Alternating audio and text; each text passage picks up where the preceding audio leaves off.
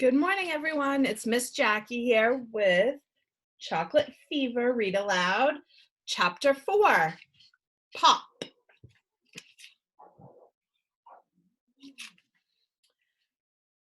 Dirt breeds germs. Nurse Molly Farthing would often say, and germs have a nasty way of making healthy people ill.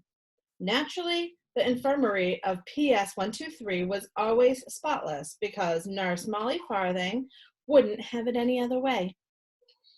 And naturally, Mrs. Kimmelfarber and Henry rushed through the door that morning. She made both of them go back and wipe their feet on the mat.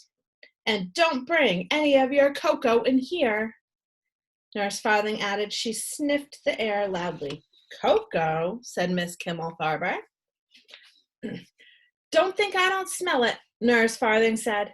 Please, Nurse Farthing, said Miss Kimmelfarber. We have an emergency on our hands.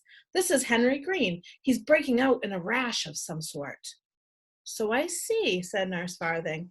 She sat Henry down in a chair and turned on a bright light. Pushing her spectacles down to see the tip of her nose, she bent close to Henry and looked him all over. It's a rash, all right, she said at last. Peculiar. Looks like little brown spots all over. Exactly, Mrs. Kimmelfarber said. But what is it? Have you ever had measles? Nurse Farber asked. Yes, said Henry, when I was 5. Chicken pox? When I was 3.5.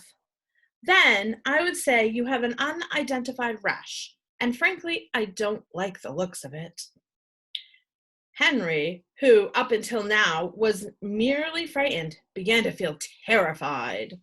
Nurse Farthing laid her cool hand on his arm and steadied him.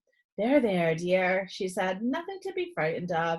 I'm sure it's not serious. How do you feel? Not very good, said Henry. Warm? No. Cold? No. Dizzy? No, said Henry. I just feel strange. You poor dear, said Nurse Molly Farthing. You must be really frightened. She ran her fingers through his hair and patted the back of Henry's neck. Somehow this made him feel a little better. Pop! Did you say something? Asked Nurse Farthing. No, ma'am, said Henry. Pop! What is that noise then? She asked. It sounds like something's going pop. And a picture for you. Pop, pop, pop, pop, pop. I heard it too, said Henry. So did I, said Mrs. Kimmelfarber. Pop, pop, pop. Now they all heard it. The sound of popping filled the infirmary. Little pops and bigger pops and poppity pop pops and everything. It just kept popping. Henry looked at his arm, and in an instant, he knew where the noise was coming from.